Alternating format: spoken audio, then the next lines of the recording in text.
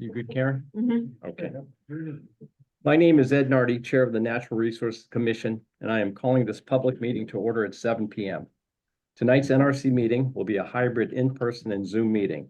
We have a microphone set up on the commission table, and plans will be projected through the TV monitor. If you are presenting via Zoom, please turn on your audio and microphone when it is time for you to speak. Following the presentation by the petitioner and questions from the commission, members of the public will have the opportunity to ask questions and provide public comment. Please identify yourself with name and address for the record. You can also raise your hand from your phone by dialing *9 and use *6 to unmute. All video screens will be turned off with the exception of any commissioners attending virtually and the current petitioner. Once the commission has acted on an application, the petitioner is free to leave the meeting. In the event of any technical difficulties, all matters on the agenda that have not been heard will be automatically continued to the January 17th meeting. Please note that the meeting is being recorded. At this time, I would ask the commissioners to introduce themselves. Gary? Gary Kleiman. Nick? Nick Pappas. And Sarah? Sarah Grimwood. Thank you, guys. All right, we'll jump into the agenda. The first piece is a public comment period of 10 minutes. It's limited to items that are not on the agenda, and each speaker would have 2 minutes to express their comment. Do we have any public comment this evening for this item? Don't see anyone in the audience. Steele, anybody on Zoom? All right. We'll move to approval of meeting minutes. Thank you, Karen. We had 3 this month, so that's great. We'll be all caught up. October 11th, 2023, November 1, 2023, and November 15th of 2023. And I'll just start. I just had a few minor typo comments for the November 15th minutes, but the other 2 look great to me. Thank you. Nick had some changes on the October 11th as far as just kind of typo spacing a few different times. Okay, so we got Nick's comments. Sarah, Gary, any comments from you? No, nothing They substantive. look fine. Okay. All right, if I could have a motion for those 3 meeting minute sets, please. So Gary, you wanna do that? I move that we accept the minutes of October 11, November, sorry, what was the second one? And then November 15. No, yeah, November, October 11, November 1, and the 15th of November as well. Yes, all 3 sets of minutes with minor typographical errors corrected. Second. Thank you, Sarah, and we'll take the vote. Gary, Aye. Nick, Aye. Sarah, Aye. and I am an I as well. All right. Moving on to commissioner comments.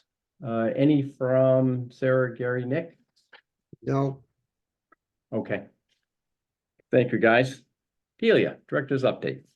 The only thing that I have for the commission is, we have been working with the Consensus Building Institute to obtain a scope and fee for them to assist with facilitating the Warner's Pond Task Force. We do have a scope and fee. We'll be preparing a contract for them to review and for finance to review, and the intent of getting them on board in early to mid-January. Great. Scheduling is good. Doesn't seem to be a problem with them as well. Yeah. Great. All right. Well, that should dovetail nicely. Hopefully with the, seating of the task force sometime in January. Yes. All right. With that, I think we have 1 continuance this evening without discussion.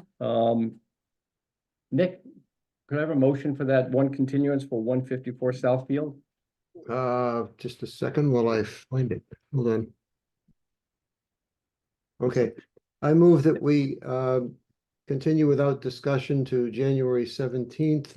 Notice of intent, Labadini, 154 Southfield Road, DEP file number 1371641. Second. Thank you, Sarah. And we'll take the vote. Gary, Aye. Nick, Aye. Sarah? Aye. And I am an I as well. All right, so tonight we'll start with our first continuance of the evening. That's We actually have that listed for 7:10 start time, so We're at That- 7:05. So let's move to, what would you like to do? Extension request or admin approvals? We can do administrative approvals. Great. So there are two, and let me just. What the first one? This is 106 Alden Road. There is a poplar that has fallen on a shed and two badly damaged crab apples, and the poplar is proposed to be fully removed. And the crabs will be heavily pruned, but with, a 5 to 10 foot snag left. Work will be done from a crane on the driveway. And you can see the wetlands is here. And they are in the outer buffer zone. And the second one is at that is 38 Black Duck. The second one, And on that one, Julie, it looks like it's heavily wooded, no replacement No trees. It looks replacements. like it's pretty, it is pretty wooded. Okay. So we did not feel like there was a need for replacements in that location. okay. And the same is true with the second one, which is at 106 Alden. And that's not it.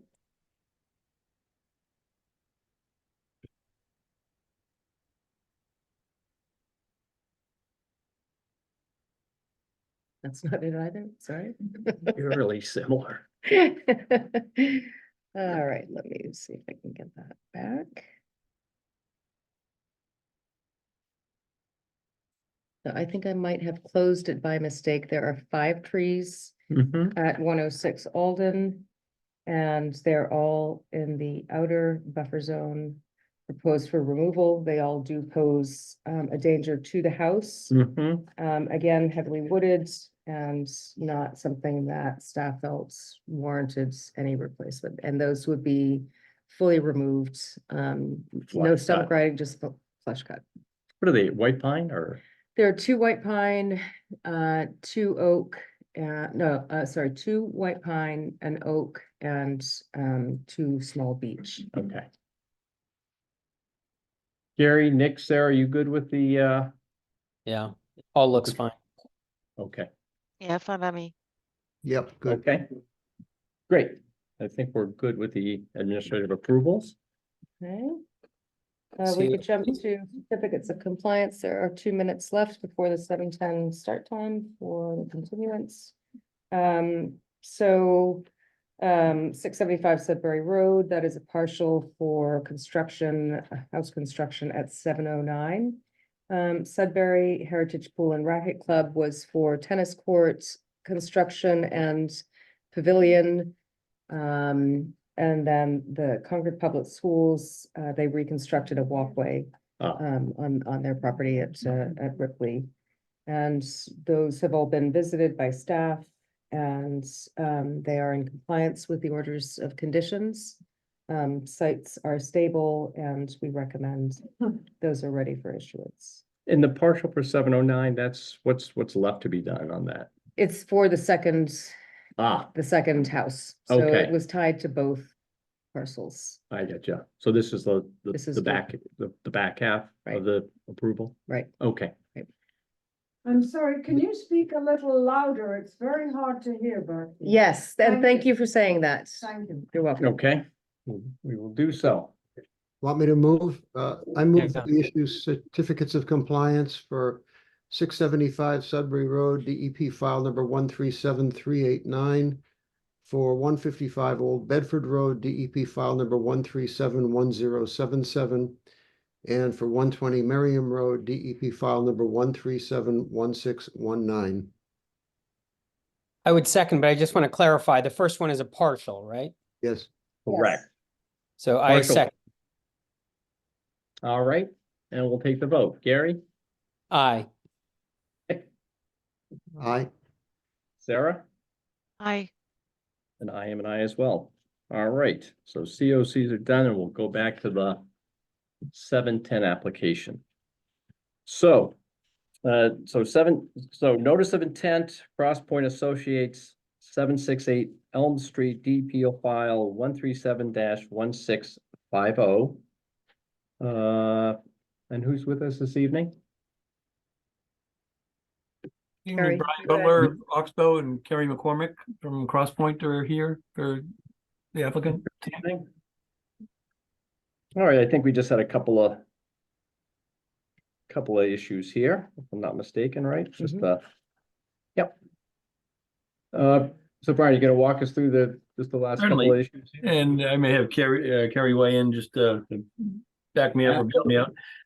You should have received on or about the 13th, a letter responding to the I think December 6th letter from Bert, just requesting some additional information, fleshing out and or specificity. I can walk in the letter, should be in the record. Yeah. The items are, I think, 3 in number, more or less, being the temporary snow storage. And on Plan 4, we've addressed that and through coordination with the planning board requirements as well. We've accepted or obliged to remove snow storage from the snow storage designated area within 24 hours in the event of a stockpiling, need for stockpiling there. So question on that, Brian, the Certainly. snow storage Mhm. initially was in front of one of the rain gardens, correct?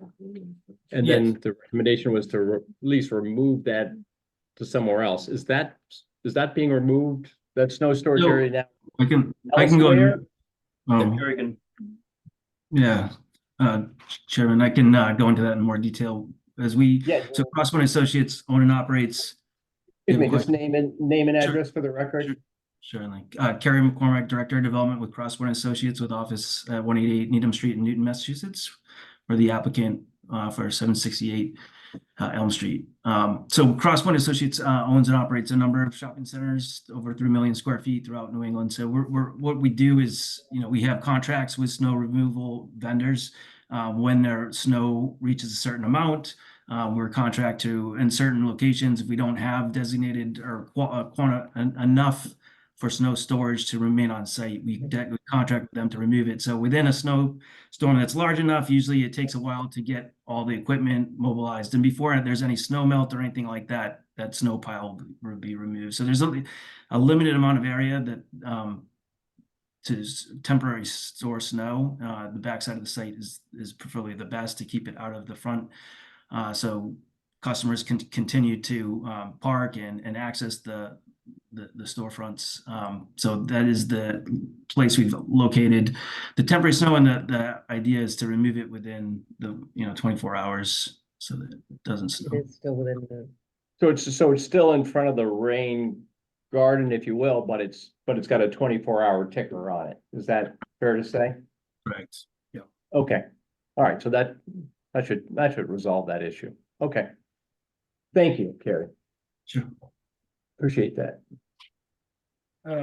These additional items, just going from the letter itself here, invasive species, the commission had requested that we identify the invasive species, and we went out with a handheld GPS and mapped those perimeters, the adjacent side. We didn't map the ex-adjacent side, but that plan was also provided to you December 13th or prior to the last cutoff, where we identified 2 major areas of Japanese knotweed infestation, then other areas that are different species. None of it's a monoculture, perhaps, except the knotweed, but we have mugwort and Asiatic bittersweet and some other undesirables in there, all which have been zonated in the planting plan, the updated planting plan L-1.0. Do I have that up? It's let me see this. oh, yeah, It's attached to the letter, Delia, as well. let me, I think you had it. that is the one that you were referencing, but I'm gonna, let you share screen here, so just give me one can second. I have it on a screen too. I could share if need be. It's easy to dig out. No, I can't. Go for it. Share screen, and Are you gonna do it, Brian? Okay. will it work the first time? Has anyone seen that? Yep. Yep, Okay. Yep. It looks good. Yep. Okay. Imagine that. So this is the updated plan, and you can see the color code. There's a key to the left here. Blue being Japanese knotweed predominantly, smartweed and mugwort being the purple. Hopefully they're transmitting right. Mhm. I printed it, my colors came out a little funny. And the bittersweet and pokeweed are the kind of beige, and mugwort alone is green. The particular noxious species there are mugwort and knotweed. The others are not particularly desirable, but pokeweed is arguably native, but it's a waste place kind of species that really doesn't belong here in what we're envisioning for it. So these are the zones that have been identified, I think 5 in all. There's some areas that are just nondescript between that are represented in white. And is that I think that was the only identifying those areas, giving them a physical ID was the big question from the commission at that point. Mhm. We have on that plan, we have the notations. So it's kind of good that it's in one place for the treatment and follow-up and so forth, as well as addressing, I think, the third item, which is the erosion control or the stabilization material, the Flexterra.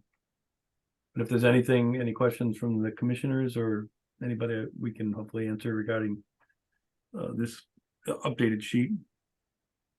Okay, and Deal, you good with the invasive removal and Yeah, I mean, methodology? pokeweed, I'm sort of on the fence with. It is native, but it is, as Brian said, it is sort of a plant of waste areas. So, I think it's okay in this application.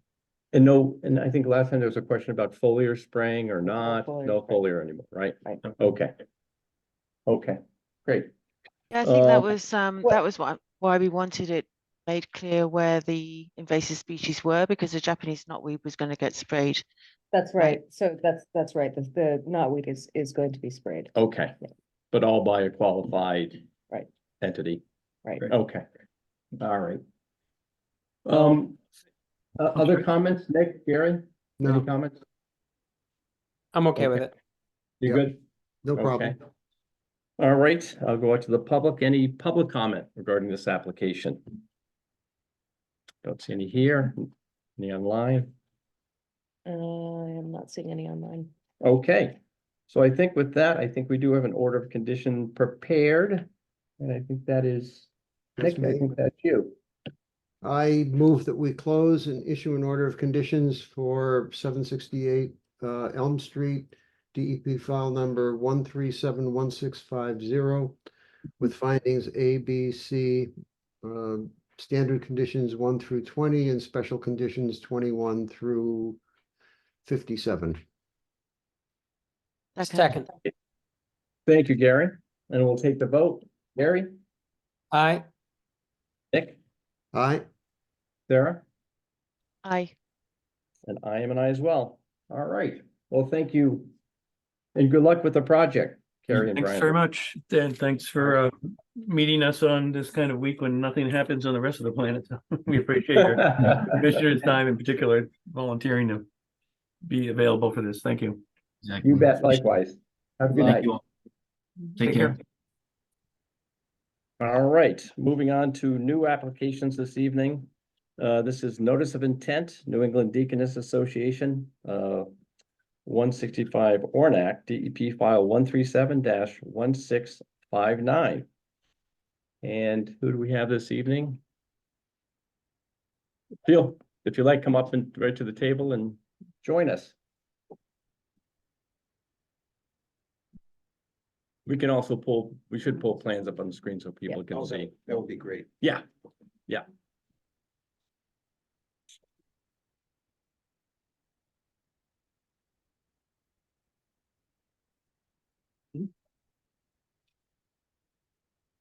So I think once we get the plan up for you, if you want to kind of just give us a general overview, what you're planning and what your thoughts are, and then we'll provide some commentary. So tell me where you would like to go to. Maybe the site plan? Yeah, I think that's figure 4, appendix B.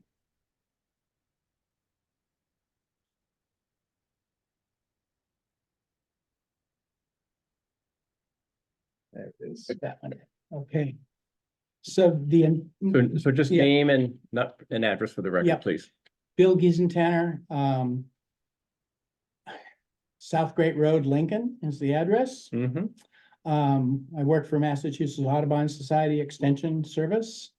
And we've been engaged by the Deaconess Association to develop a boardwalk as a way of extending the opportunities for outdoor recreation for the 700 residents and staff that live at Newbury Court. And we're seeking permission to go ahead with construction. Okay, The plan shows the layout of the boardwalk and the delineated wetlands. so this is the layout of the proposed boardwalk. Right, Okay, and it Just to also, clarify, everything in yellow would be boardwalk? yes, the yellow is the boardwalk, the green is the delineated wetlands. and what you're Because showing much here. of that already exists as a trail, correct? None of the boardwalk exists as a trail. The existing trail is shown on another plan. And that would stay. The boardwalk would connect the walkway to Newbury Court to the existing trail without going through wetlands, and would involve the removal of some bog bridges and the rewilding of the existing trail layout in the area that the boardwalk would replace. Okay. And what you're showing here in yellow, I think in your submission, there was 4 or 5 iterations of here's a smaller, here's a medium, here's a larger, and so on. So this is the preferred, I think, Yes, that you're showing with the lookout right, point as well. right. Okay. All right. So that's the big picture. That's the big picture. Okay, fair enough. All right, so I'll just maybe just jump in a little bit. I know staff had some perspective on this, but I think just generally, you know, the commission will need a lot more specifics in regard to this project. It's obviously a good project. It makes, you know, certainly makes a lot of sense, right? To get out there and enjoy the trails and better the trail system for all the residents and, you know, et cetera, et cetera. But I think that, you know, just like all the plans that come before the commission, right, we're gonna need some technical information. And there's a fair amount of technical information, right? There's, you know, in this case, wetlands, right? There's wetland flagging. So where is the wetland exactly, right?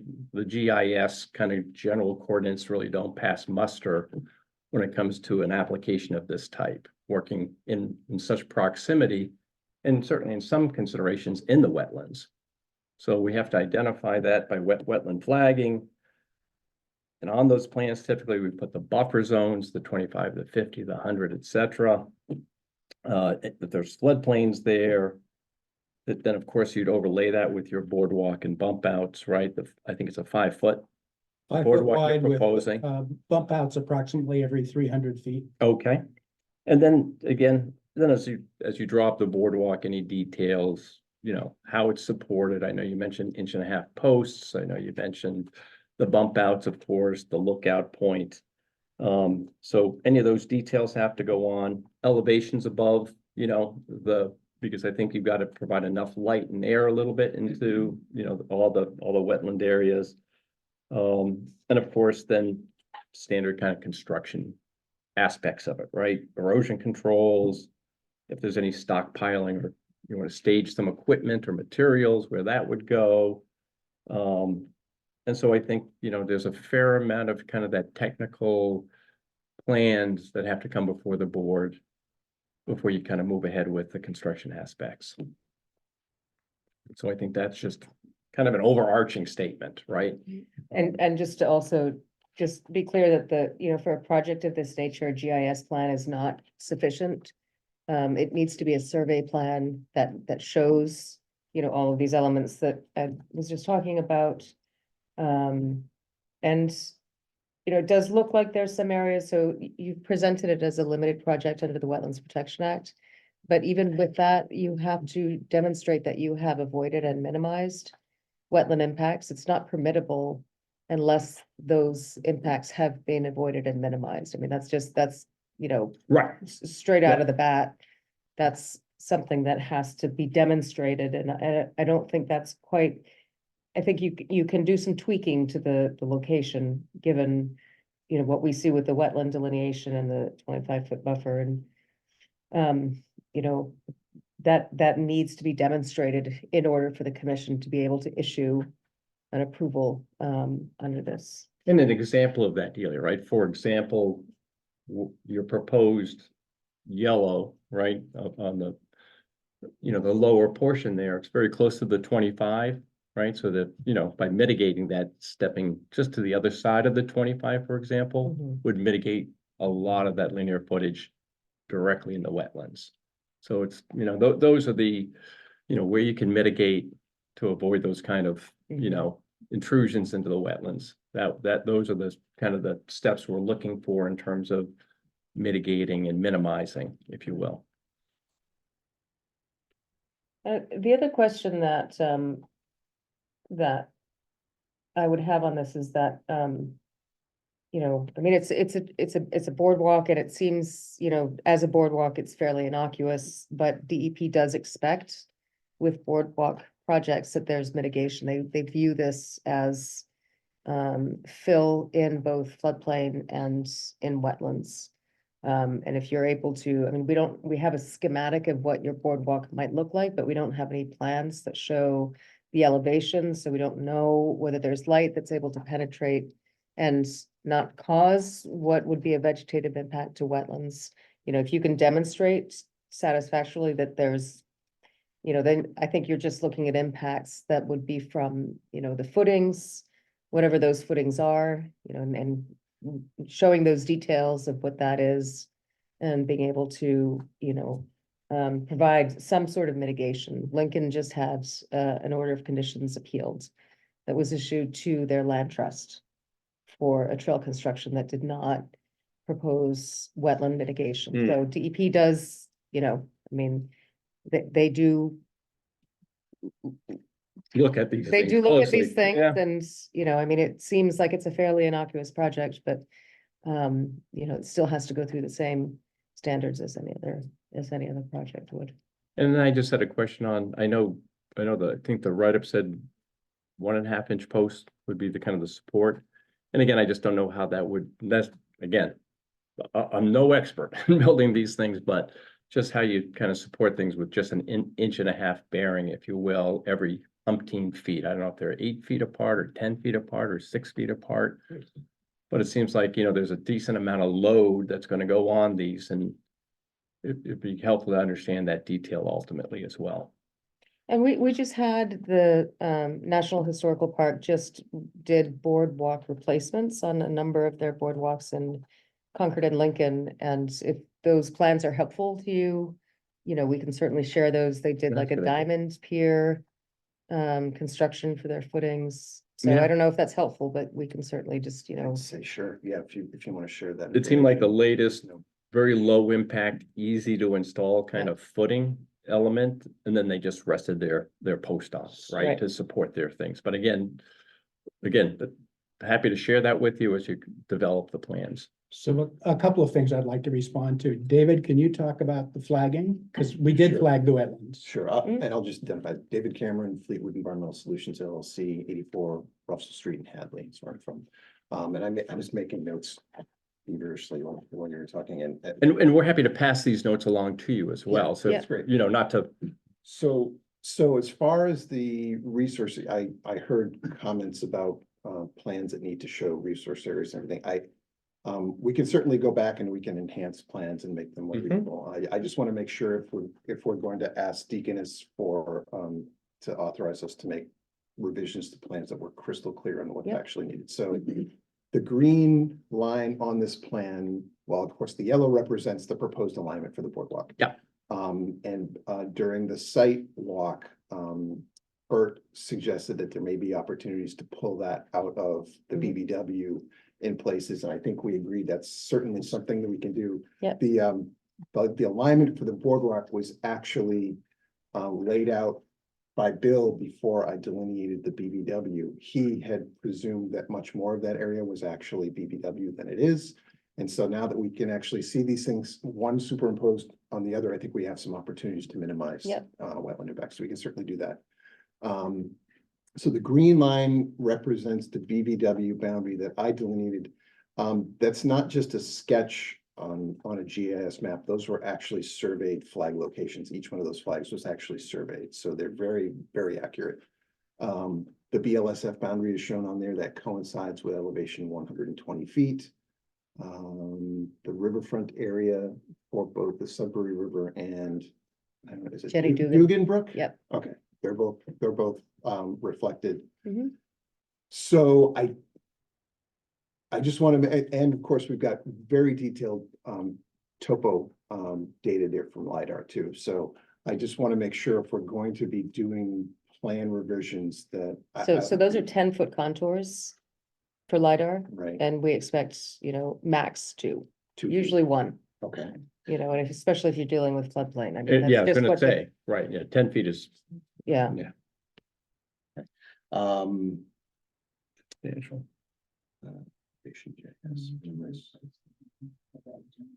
Oh, okay, sorry, mitigation, that's something we can certainly talk to Deaconess about too. Yep. We may have some ideas. We about can't that. hear you. I'm sorry. I'm sorry, okay. So, There's your back to us and you're speaking up. Yeah, if you want to slide around the table, so making sure the crowd can hear you, that'd be great. Thank you, Justin. so let me also address the question about the structure. Yeah. This is a system that was developed for building docks. And it's an auger, like a helical pier, but it's a very small auger. It's about that big around and can be driven by hand. So it requires no Yeah. big equipment. Yeah. And so much less of an effect on the wetland than the diamond piers or a big helical pier. They can be driven with a pipe wrench. so just to have a detail of what that looks like, the Yeah. dimensions is helpful. I know that in the application, it did speak about some of the trail or some of the boardwalk being constructed with machinery. But if you're saying that it doesn't need to be, that's good. good. Yeah. It It'll isn't cost something, more not to do it with machinery. I don't know how you bring machinery into the wetlands. Yeah. So I can answer that if you want. Sure. We wrote it up that way because it hasn't gone out to all the potential bidders, and we have no idea what means or methods they would want to use to install it. The way, to answer your question, the way you would get in there, and again, the proposal here is to try to do this without cutting a single live tree. That's the way the alignment's been laid out so far. You would use, they call them minis. It's like a mini excavator. Mhm. It's got a blade on one side, it's rubber tracked, it's rubberized tracked, and it's I just measured one at a construction site a couple weeks ago. It's about 5 feet 7 inches, the effective width of it. So you can throw down these portable, I don't know. there's some kind of- Mats. Yeah, they're like Yeah, a high density polycarbonate. They're called, one of the companies is called Alterna. They're called Alterna mats. You can throw them down and just drive on those.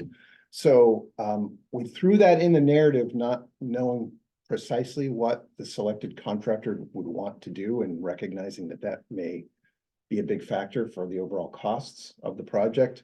But as Bill said, it is possible to do it without heavy machinery. It'll take more time and it'll be more costly. I just wanted to make sure, because you've been asking about specific questions about the design of the boardwalk. This was part of the application, hopefully that.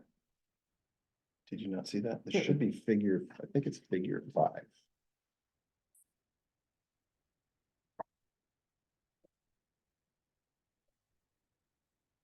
Yeah, it'd be before that, I think.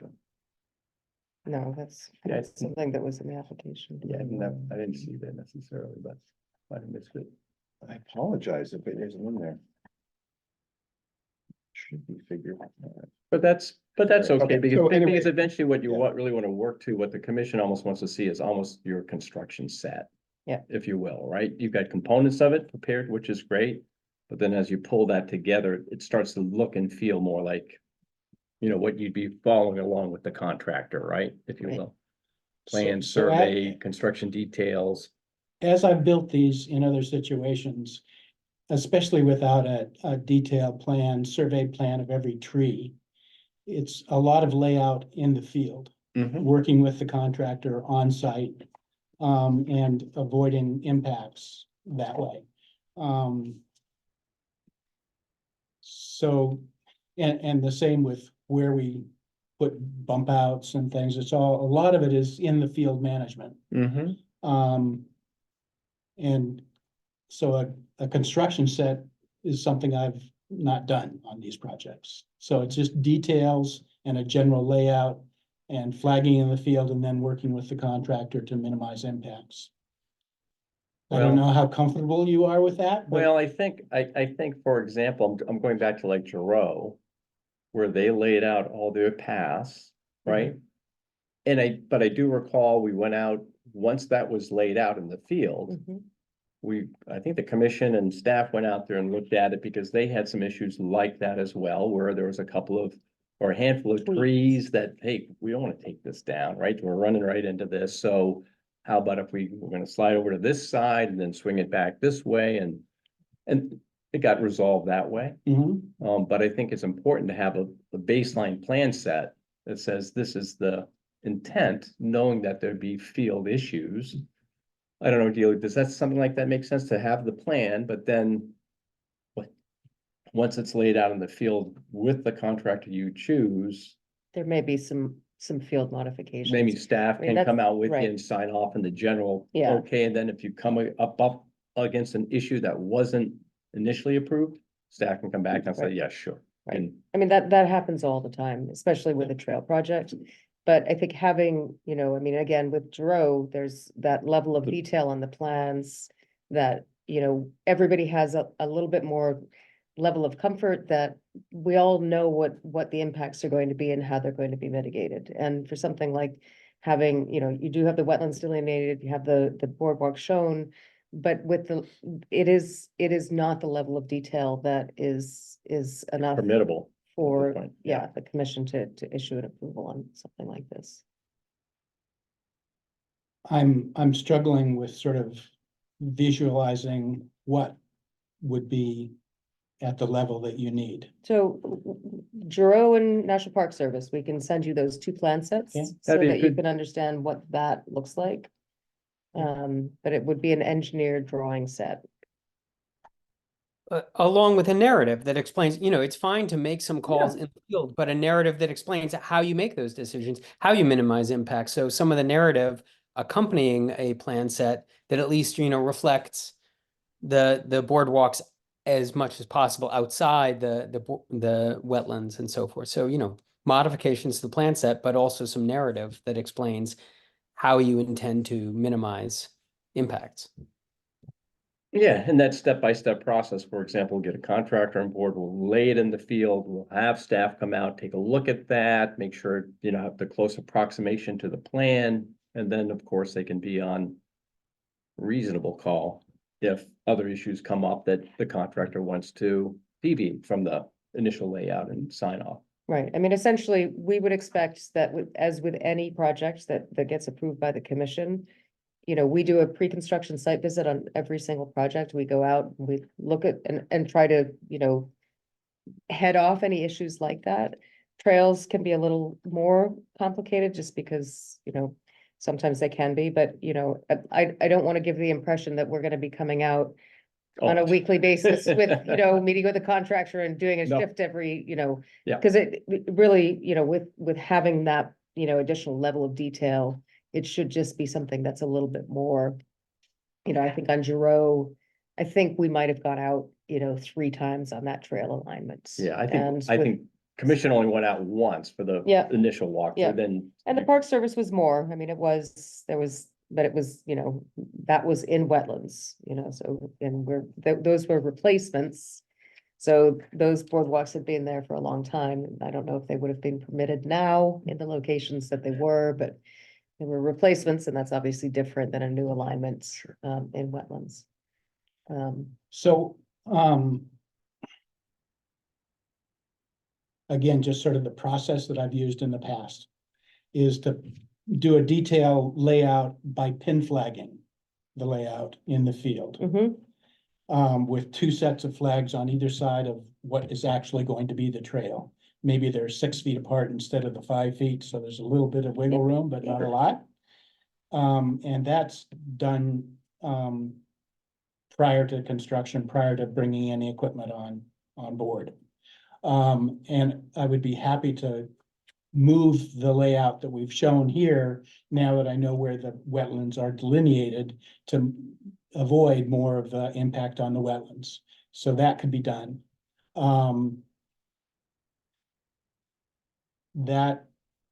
This is more of a center line layout. With the Right, pin and we flags. need the limits, you know, Yeah. so like what you're talking about with, you know, flagging in the fields. Yeah. Then that gets surveyed onto a plan. It's and- avoiding the cost of surveying that I'm sort of worried about. Without a I- survey, we're not kind of tied to some baseline, right? In other words, we're Right. not exactly sure where things are going out there in the field. And Right. that's the problem. I And think. it's not really possible to pre-approve something that then gets flagged later in the field for the contractor to. You know, it's Understand. just, yeah, it's just a Understand. challenge. It's just putting the carpet, and I think we fully appreciate, you know, the additional cost with the survey, but. I mean, See what else we can do, really. So I just want to ask a question just to make, and maybe provide a clarification. So that yellow alignment has also been surveyed, just so the commission is clear. That is that represents something that was surveyed in the field. I'm not sure why this didn't make it into the application. This is intended to show two representative sections of the boardwalk. So the way we calculated the impacts, I actually did it in a couple of different ways. I took the linear footage of the yellow line, knowing what the total width of each section was. And had the draftsperson do takeoffs of each section within each specific resource area to quantify I call it, it's not even a shading impact. Most of the site is shaded anyway. The shadow of the Yeah. elevated boardwalk, Yeah. this shows everything's gonna be a minimum of 6 inches off of the ground. And then I did an actual quantification using a 1.5 inch diameter post per number of posts per unit, understanding how many units there are per linear distance of the alignment. And so those numbers are both represented in the form and in a table in the narrative. And I think the post impacts are, I think the biggest one is in BVW. It's less than 6 square feet. Yeah. If you quantify all that. Yeah. So as far as,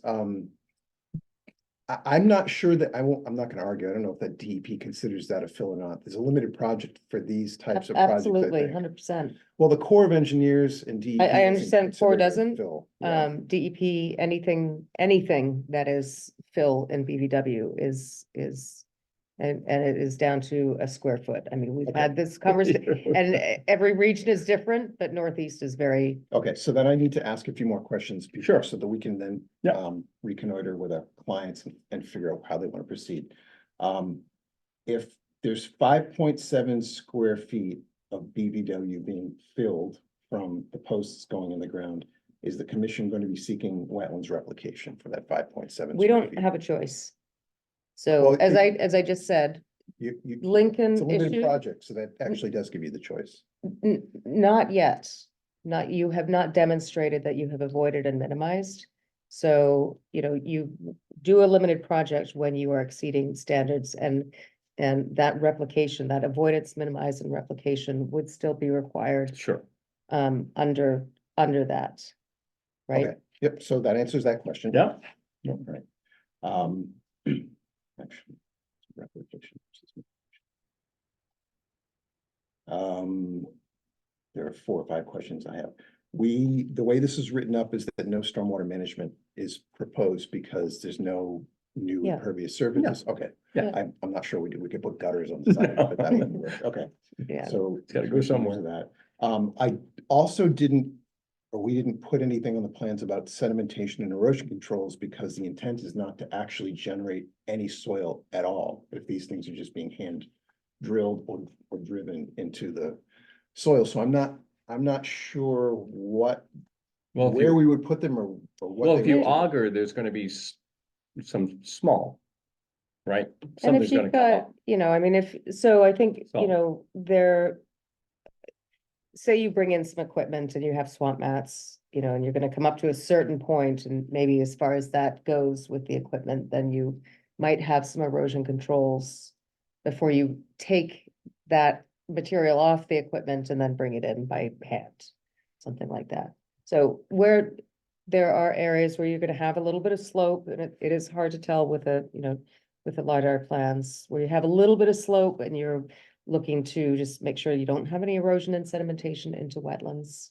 I think it may be minimal, but there's likely some ENS controls that are going to be needed.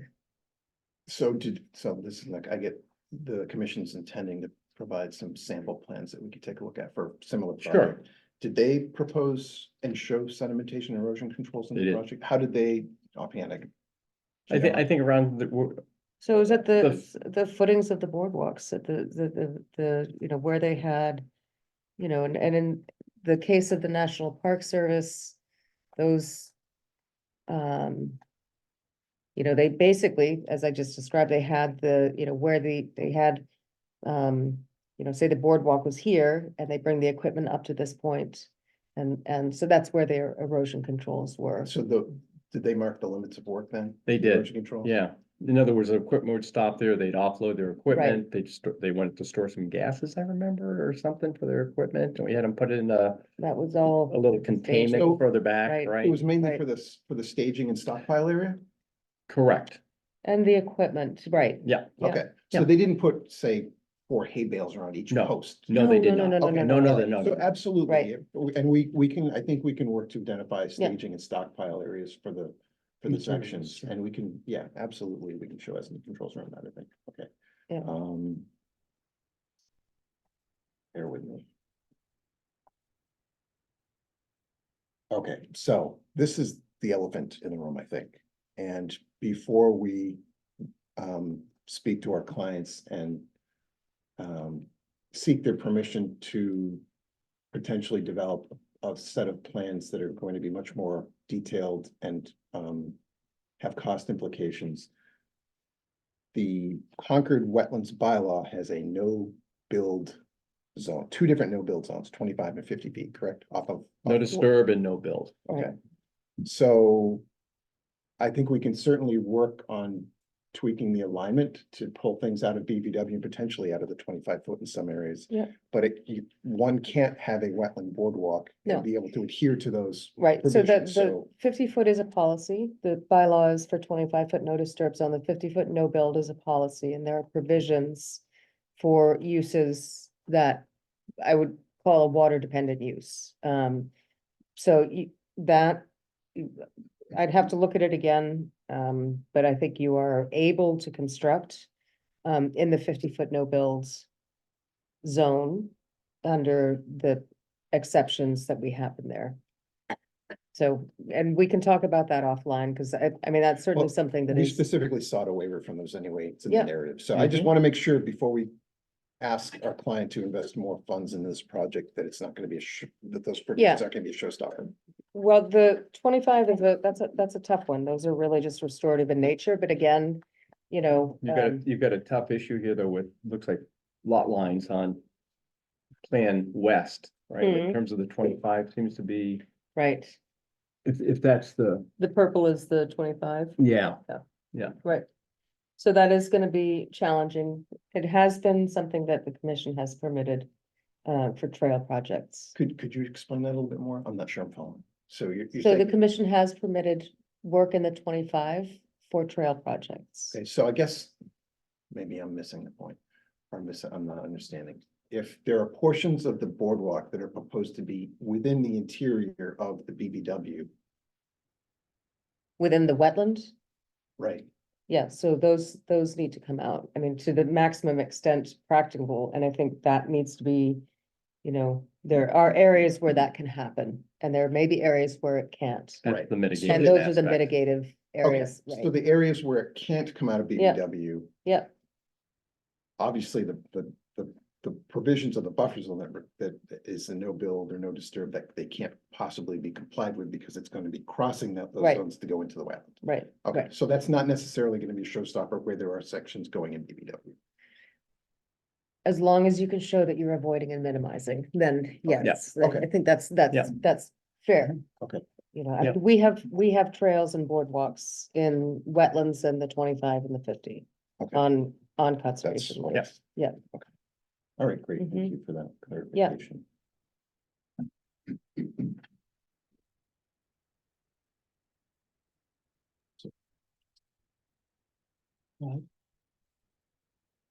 It's a challenge, but it's, It is, it is. I understand. I think we understand. And, look forward to a continuance, I guess. All right.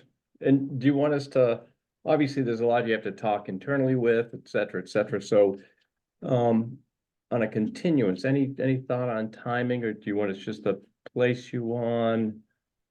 Well, So January 17th is the next meeting and revisions would have to be in by a week from Friday. Yeah. So you may want to push out to the first February meeting. That sounds more reasonable. Okay, Actually, offhand, you know what the date is for that? Karen? Let me, let's see, the Let me see. 17th plus 3, probably around the 8th or 9th or something. So early February. it should be early February. Let me just check. So February 7th. 7th. Great. I have a question for Please, clarification. Nick. Yeah. Just on the issue of survey, he says they surveyed it. And are we expecting a stamped survey or just, is it okay? As I heard I it, think we need- just put the survey on top of this GIS map, but what are we exactly? looking for? So I think what you're saying is that you took a GIS unit out with you and surveyed. Survey crew did. Okay, so the flags and the trail location have been located. Survey located, but the topography and other features have not, so those surveyed Yeah, features were baseline placed survey. onto a LiDAR, Yeah, aerial plan. so we'll need a baseline survey done, right? For the topography and putting the flags on it, then you can overlay right? Yes. Your located. So is that instrument boardwalk. survey? Do you know? Is that instrument? This was a GPS handheld. Okay. Well, I don't know how accurate. Are we looking That's for a fairly stamp? accurate. A stamp? Yes. Are we looking for a Yeah. stamped survey? Yes, Okay. yeah, we get that So- on every project. So That's what I PLS thought. stamps. Yes, yeah.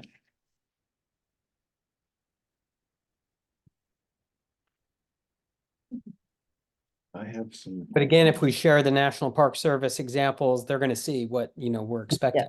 Yeah, and Giroux would be a good one to show too, Yep, just in yep, terms of correct. the various trails they had and some of the considerations they had, just because they were kind of weaving their way through as well. Right, Okay, right. yeah, it's good to know, especially if they got appealed. Oh, Lincoln that got was a appealed. different It was a project. different- Okay. So Lincoln Concom issued an approval to their land trust. And it was appealed because there was no mitigation Oh, okay. proposed. I see. So we don't want to find ourselves in the same situation. Understood. Yeah. Yeah, nor do we. And that was Exactly. only 6 months ago, so So mitigation can be, wetlands replacement. So, and That's- I don't love that either. I mean, I don't love, Well- so find a degraded area of upland. And, it's not going to be a lot and bring it down to a wetland elevation and plant it. Well, we can do that for the permanent fill of BBW since it's only Right. 5.7 square feet. And then you'll That's- just have to demonstrate have that the other ideas boardwalk for itself is mitigation. not going to Have cause any shading impact, issues. right, so Or that, other yeah, impacts. yeah. Right. I've got some ideas that I think could well, work. I wonder if we should at least ask about those ideas. So I'm happy to have an offline call about those. might be more productive. Yeah, Yeah, I don't want to make any commitments yet either, Yeah. so. There you right. go. Even I if think it's- it might make sense to have a conversation with your clients. Yeah. Good. these are the green cards and the receipts for the butter notification. Karen already had those. Comment. She has copy, a scan Yeah. of these, but not, do you need the green cards, Karen? We don't. Can you No, I keep do not. those? Okay. Okay. I made some corrections. I really struggled with the name of this road. I was calling it Oh. Old Route 9 for some reason. It's okay. It's Ornac. Everyone calls it Ornac. I made some corrections to figure 1 and figure 2. Well, you got it just right. If it's I also caught some errors I had on the BBW data forms and when I calculated the prevalence indices for the plant species. So I corrected that and then noticed I had Old Route 9 on the date sheets. Okay. Now, So before if you could also just submit those electronically to Certainly. Karen. Okay, Yeah. and so before everybody goes, is there any public comment regarding this project? Yes, Just a simple question. You offered, oh, name and Mark. address. Mark Basso, I work at Newburyport, I live in Foxborough. Okay, You offered two different previous project plans back to these folks as an example of what you're expecting. Can you well, give them a time frame of when you'll have that available to them? Because they're on a short time frame to get back to you. sure, I think they're in the file, so I think We'll send them out tomorrow. tomorrow. Is that good? Yeah. All right, Delia, any comments from the Zoom gallery? I am not Certainly. seeing anybody Oh. here. All right, yes, Hi, Joanne Gibson, 100 Newbury Court, and I'm along with Janet, you're the co-chair of the Trails Committee, and most of the people here are on the Trails Committee. And this isn't what I was planning to say, because I thought things were gonna be just going on swimmingly, as it were.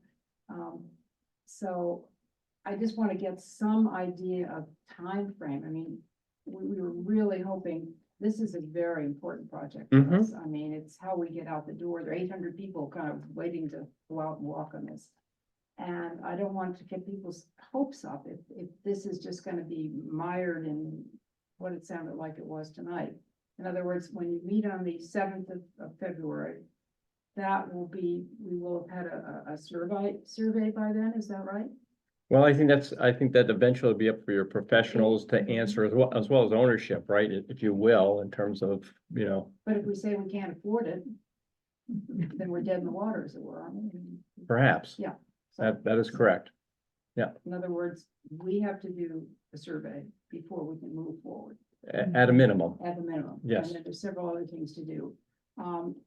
Typically, what would the back and forth be on something like this? again, it depends on what we receive at the commission. So if, the consultants are in talking with staff, looking at plans, as they prepare that information, if you will.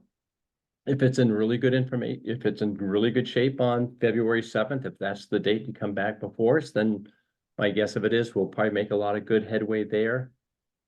Probably there wouldn't be an order of condition prepared that evening Mhm. because we're going to be learning about a lot of the stuff that has been now prepared.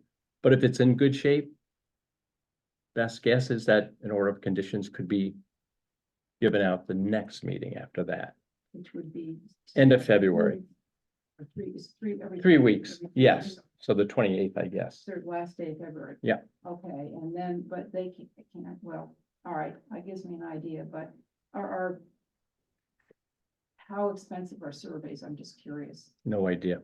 Does anybody have any Well, idea? I have an idea, but I wouldn't want to guess because I don't know the extent and the where you're starting from, et cetera, et cetera. So, but again, those are if we get good quality material in, it's going to make the process go a lot smoothly, if you will, in the future.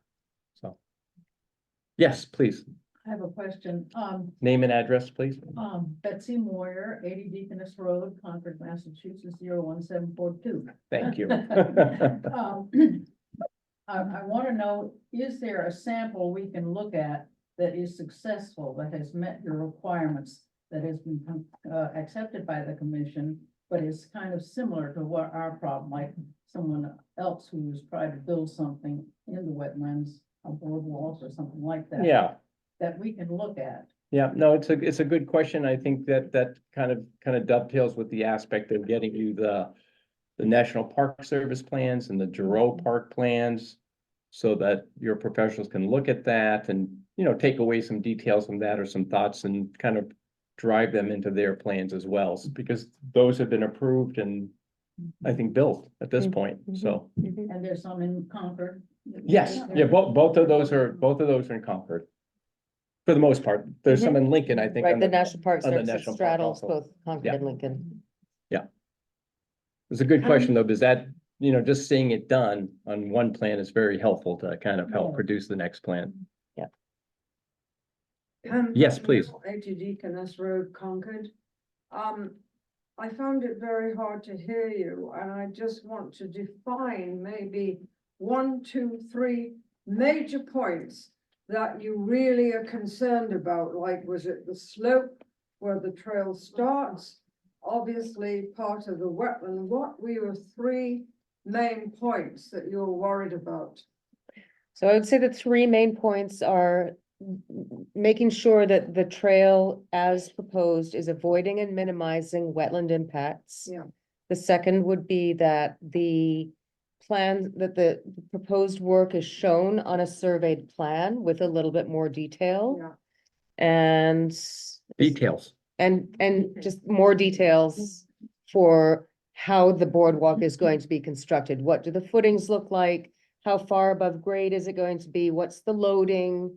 Is that sufficient to carry the weight of the boardwalk? Okay, thank you. And I would add more on the narrative of how you're planning to avoid and minimize. You very eloquently said verbally that you plan on avoiding and minimizing impacts on the wetlands. Having that written down in narrative form would be very helpful. Yeah. And where you're going to put any machinery or stockpile anything you need to. Yeah, a number of provisions, but those are probably the highlights. Yeah. Yes, Jim Breslauer, 100 Newbury Court. We moved to Concord about 4 years ago, and before that, I spent many years on conservation commissions, and so I can appreciate the minutia to which you're referring. I'm very familiar with the area, and this project will have, minimal, if any, adverse impact on the wetlands. When we moved here, my wife and I walked the Buttercup Trail many times and found it, very, very soothing, we needed it. After about a year, my wife's condition changed to the point that she could no longer navigate on the Buttercup Trail, which was a tremendous loss for her. 2 months ago, she passed. And I've been on the Buttercup Trail numerous times since then to try to soothe myself inside, because nature really does that for me. But I can foresee a time in the foreseeable future when I can no longer navigate the Buttercup Trail. And I'm really going to need to be able to get out in the woods to take care of my mental health. So I'm really hoping that once these minutiae are taken care of, you'll be able to approve this very important project to a lot of elders and those with mobility impairments. thank you. Ed, can I just respond on behalf of the NRC? I just want to say for Betsy and Joanne and others who are there, my parents, Herb and Liz Kleiman, who are in Unit 348, also are at Newbury Court. They're no longer walking. They're no longer using the Buttercup Trail, but I do want to say I'm very familiar with how valuable that trail is to everybody at Newbury Court. My mother-in-law, Barbara Nelson, lived there until 2009 when she passed, but I have been a long time advocate of the trails around Newbury Court for at least 15 years. And I run through there myself every day. I live in West Concord. Believe me, we're on the same glide path here. We just have some paperwork.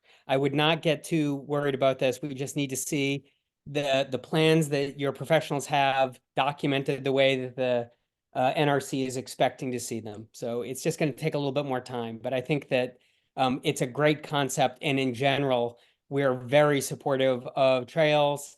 Just they need to minimize impacts on the wetlands. So that's the thing, is just ship them outside the wetlands. But I think we can come up with something that'll be a great amenity for everybody who lives at Newbury Court. We just need to work together for a little bit longer.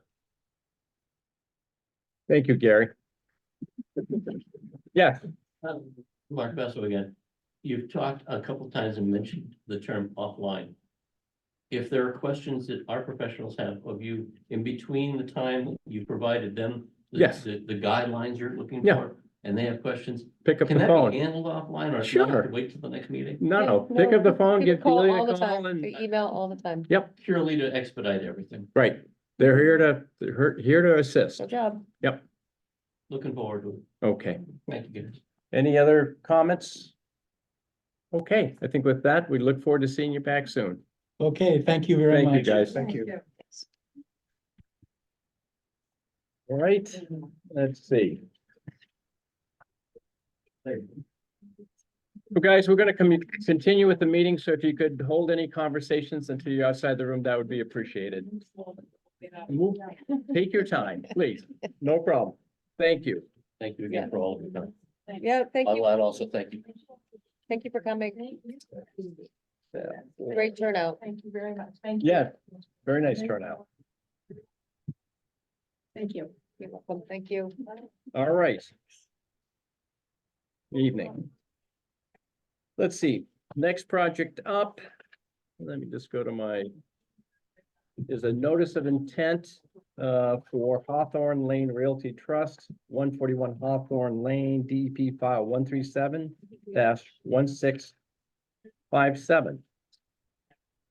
Matt, is Matt with us this Matt evening? is online. Yeah, I'm Ah. actually on the Zoom screen. Good evening, Matt. Good evening, guys. Am I gonna share a screen or did you guys want to do that? If you have the plan, I have it, but it's easier if you know what you want to show. I have the You wanna plan, do so that, that Matt? would be great if I could do that. Sure. Go for it. Thank you very much. Can everybody see that okay? Give it a minute.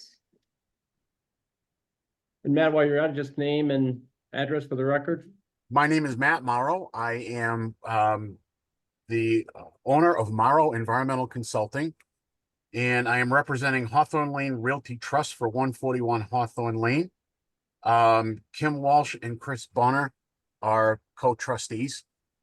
Okay, so your screen is not, we just see a black screen. Are you sure that you're sharing? Yeah, I can try it again. Okay, yeah, why don't you do so? Thanks.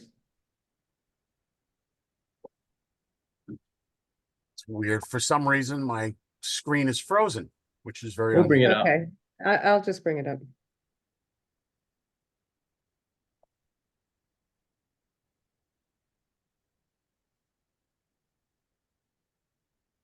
There we go. This look good, Matt? I can't see anything because my screen is frozen. I can still actually Oh. see you guys on the Zoom, which is really unusual. Okay, well, I think we have the plan up, the house, the proposed leaching field, et cetera. Okay, so what we have, 141 Hawthorne Lane is a single family home on a 1.45 acre lot. The entirety of the lot, in fact, the majority of that neighborhood is within the floodplain. It's a zone X. As a matter of fact, on the open space across the street, looks like you have a floodway. So, Actually, this is not in the floodplain. It's within the 500-year floodplain. okay, because my map was showing the 100-year floodplain. So if it's in the 500 dealer, we don't need any compensatory storage as well. Yeah. Correct? I mean, Okay. if it's not, if my an error, then we can. I had a provision where we were going to restore 1,400 cubic feet of floodplain in the front of the system. And we were going to remove 6 trees in the front. Oh, there you go. My screen just unfroze. Excellent. Okay, we were going to remove the 6 trees in the front and the box labeled 6. So if my maps are in error, then we can withdraw that Good. from the notice of intent and leave the trees in place. Mm-hmm. So essentially what we're left with a very simple septic system replacement. It's a geomat system. The system would not traverse within the 50-foot zone. 50-foot zone is shown on the plans. We would set up erosion protection for the limit of work for the 50-foot zone. Replace the tanks, replace the system. It would be done within a 3-week work schedule. The total alteration of the buffer zone would be 1,638 square feet without taking that floodplain that apparently isn't there into consideration. In examining it, that basically is on lawn. It would be restored to existing lawn. We did have 7 trees proposed for planting in the back of the yard in case we did have to remove those 6 trees. But apparently all we'll have to remove now is there's one in the field itself, which is an ornamental tree. It's a non-native. So I don't know if you want that replaced with something native in the back. We can do that. It's up to you guys. Sheila, that's your call. I don't think it's necessary for an ornamental. I mean, if the applicant is willing to plant a native, I think that's great, but I don't think that the commission is. Yeah. Gonna need to require it. Okay. So the one question, Matt, that you did say was that everything's outside the 50, except that you got the septic tanks in the 50. You're right. I stand corrected. That's the So only where- area that would be within the 50. So you're Well, I think you talking flip them to the other side. probably because the driveway's there. Well, understand that, but it's still trying to get it out of the 50. Okay, so I mean, the area is existing lawn. And it will remain as lawn. We're just simply going in, taking out the old tanks and putting in the new tanks. Where are the old tanks? They're Yeah, I can- within the same I footprint. can tell. They're in They're within the same footprint. And you have two, and you've got 2 tanks here proposed. Can you zoom in on that correct? for me, Delia?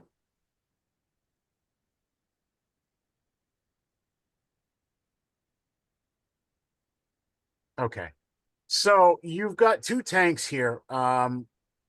You have the front tank would be like within the footprint of the existing tank.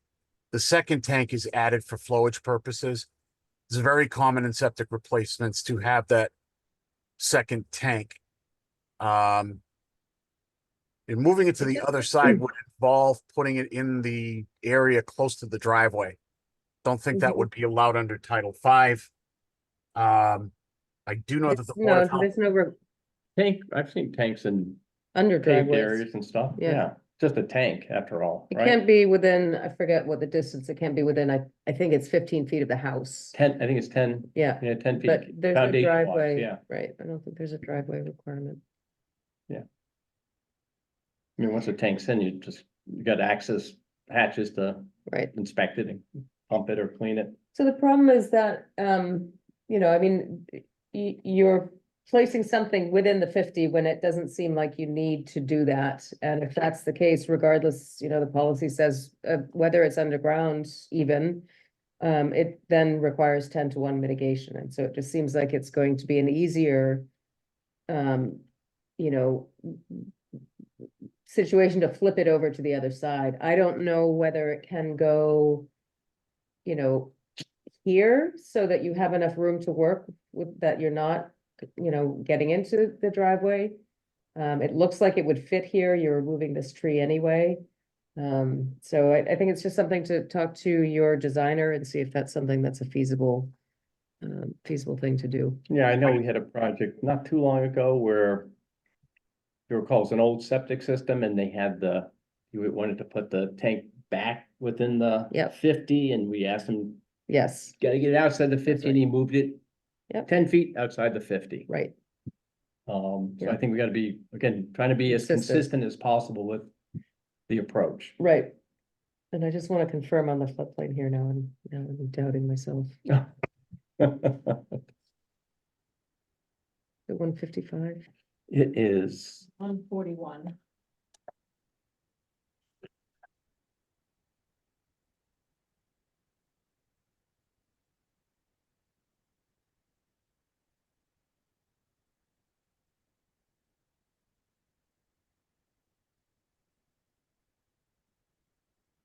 He zoomed past the floodplain.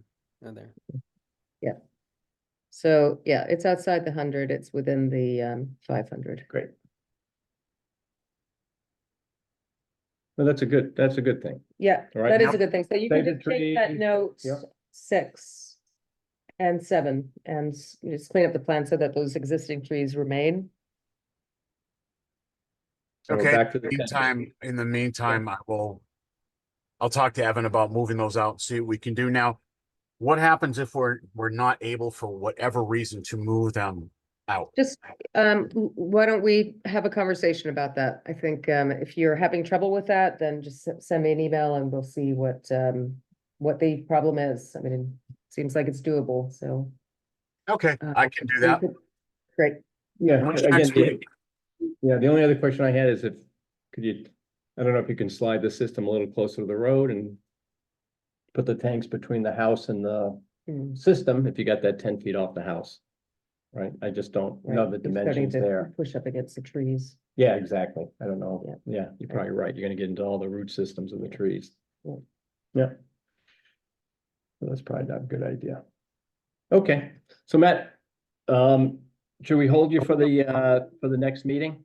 Yeah, when The is other thing, the Oh, Ed, that go I ahead. would raise before we finish is, if you're gonna keep those trees, then we probably need the tree protection detail for those trees. Yes, Those- yeah, good point. Yeah. I And, actually did insert a tree protection right, there's a, narrative part, so I'll make sure he adds that on the plan. Right, The- make sure it's the Concord detail. yeah, Concord uses slightly different tree protection usually, so. We've got a typical detail you can get from staff, Yeah. Matt. Yep, okay. All right, and before we go, any public comment on this application? I know there's nobody here in person anyway. I don't see any hands. All right. Now, Matt, are you good on, you want to hold, should we hold you for the 17th? Yeah, that'll work. Okay. Okay. Thanks very much. No problem. Thank you, guys. I really appreciate it.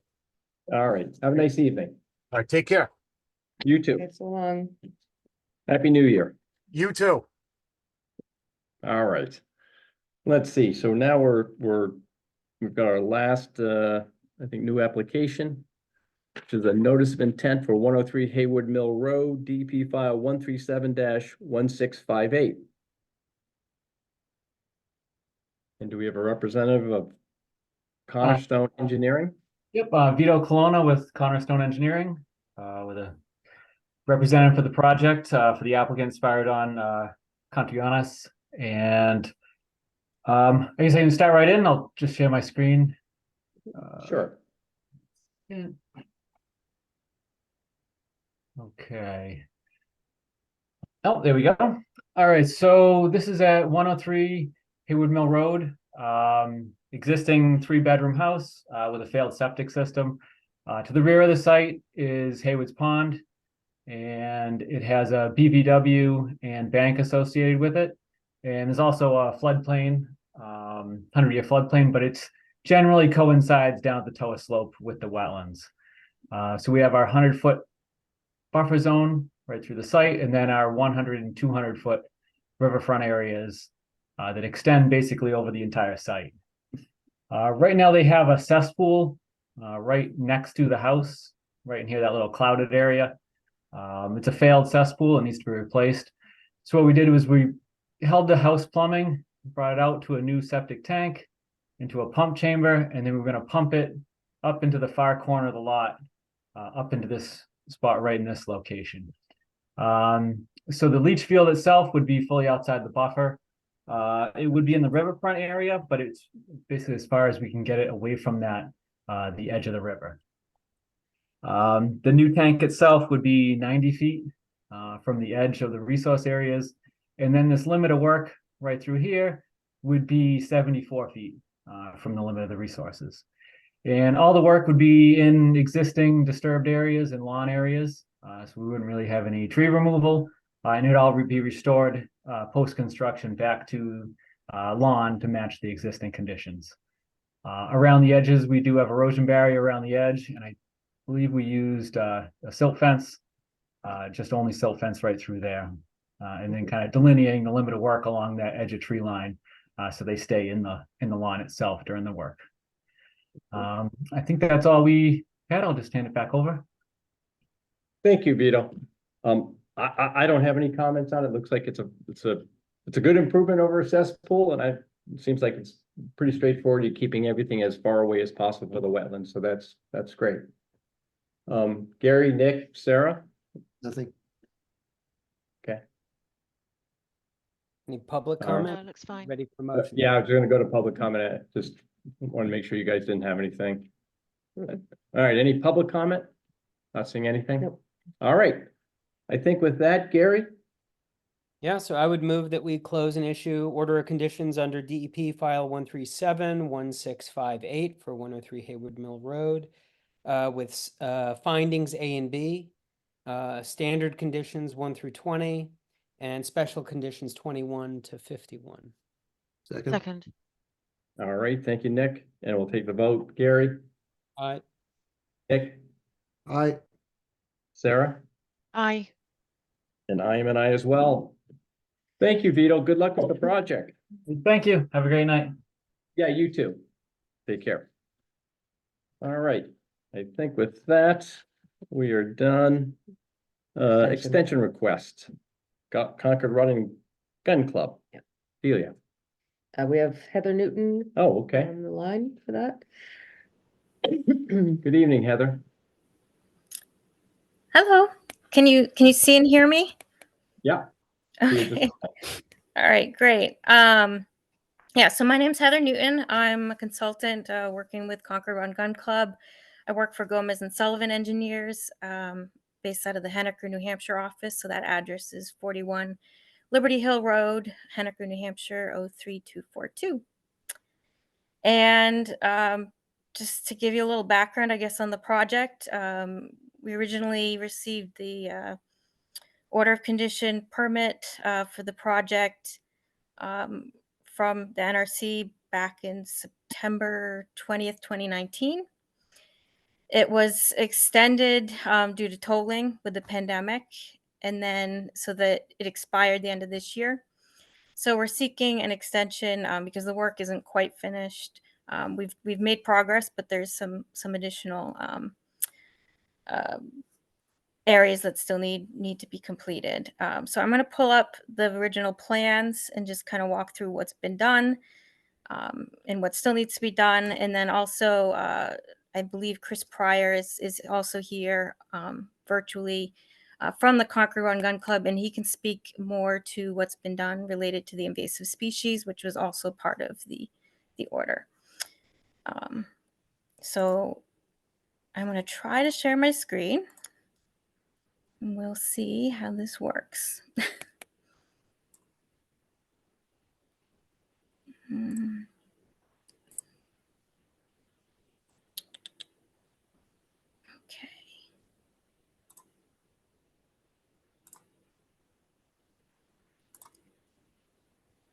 Okay. Let me know if you can see it. Yep. Okay. Yep, thank you. All right. So just to, I don't know, jog your memory, but this is the project. So we've the Concord Run Gun Club, Andrews Pond.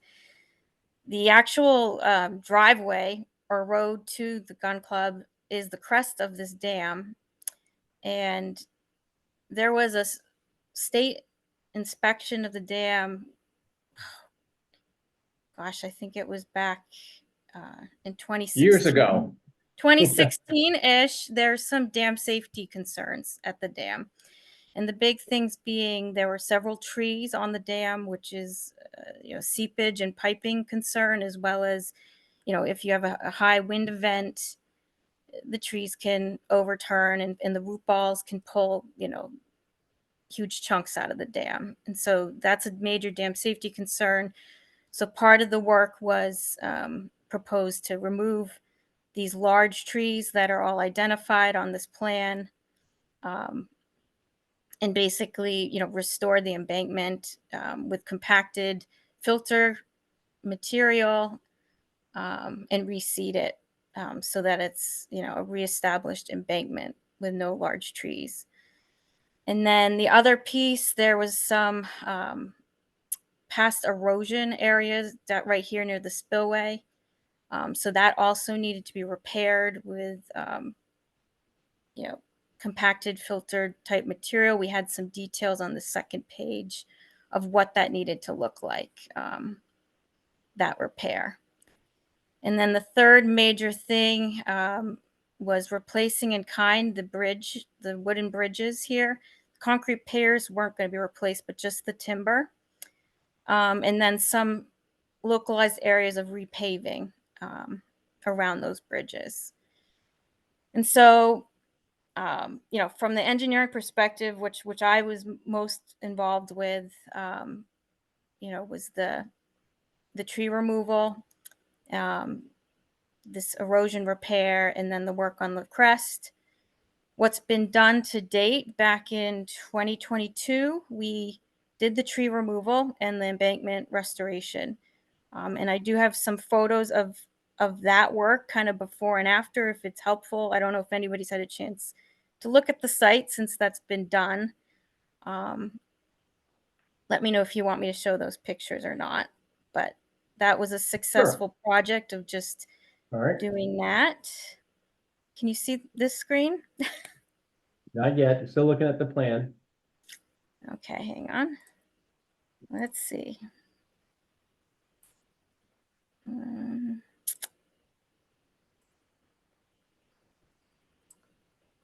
How about now? Yep, you see your Okay. pictures. So this was, again, we did this work back in, we finished it September of 2022. So I kind of have some nice before and after pictures here of the work that was done.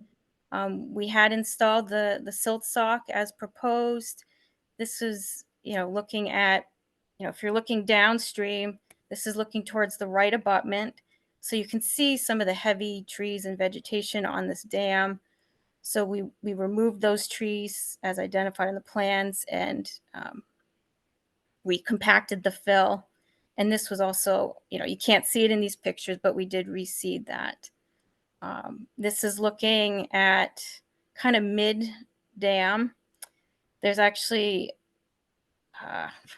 kind of this high point where it slopes. It's an unusual shaped dam, but it slopes down on either side, on the downstream side. So we've got, again, a lot of trees, but we removed those, restored the embankment there. And then this is looking towards the left abutment. So you can see just how we kind of cleared that and restored the embankment. And lastly, this is standing on the left abutment, looking back towards the right. So, you know, this picture was looking standing up here, and now we're looking, you know, back across. So, you know, I was on site when they did this work. You know, we followed the plans, and you know, as far as I know, it was successful, and everything is working well there. No issues. So that was good. Yep, thank you. I'm gonna go back to the plans. Sorry, I'm used to Teams, so this is a little different for me, navigating Zoom. Let's see. Share. Okay. So yeah, so that was this work. So again, those pictures were kind of looking in this area and looking in this area, and then again back through this way. So that work has been done. Then this past summer, the erosion repair work was done over here by the spillway. And Concord Run Gun Club did send me some photos of the work that was done there, which I can share as well. If you could just submit those. Yeah, that's fine. That would be Sure. great. Sure, I can do that. So, yep, that was done this past summer. And, you know, I think, Dealer, you were at the pre-construction meeting. I think we mentioned that this whole project was kind of going to be a phased approach just because of the expense of doing each of these things. So again, 2022 was the trees. This past summer was the erosion repair. And the plan is to, you know, do the bridges and the crest and paving, you know, hopefully next summer kind of thing. But with the permit expiring, we need to get it extended so we can complete that work. So that's from my standpoint. Yep. I don't know if Chris Pryor is on the line. He can speak a little bit more to the work that's been done with the invasive species. I am here. My name is Chris Pryor. I'm at 126 Cherry Street in Newton, Massachusetts. I am a relatively new member of the club the past couple of years, but I am on the forestry committee and was tasked with some of the invasive removal work here around the dam and largely, on the property in general. So this past, spring, summer, and fall, we've worked a couple of times on removing the invasives right around this dam with a couple of work parties, and then a couple of other times where it's just me and my kid out there pulling or cutting invasives. And most of the invasives have been removed on the dam and downstream, about 50 feet downstream. There's a couple patches of multiflora rose left over that we still need to get back and cut out. I waited till kind of the leaves were off. They were easier to see in there and what to cut and what not to cut. And that's the work we've been done. There's plenty of other invasives on the property, as there is most places in Eastern Massachusetts anymore. So there's a lot more work to do, but in terms of this dam project, I feel there's probably another work day left to get the invasives removed on the dam side or the downstream side of the dam here. So, and we do need to have reports of the work that has been done. If you can Okay. submit those, we did get something, it was a while ago now, so somebody should be submitting, a written narrative. Okay. That's part of the permit requirements. Sure.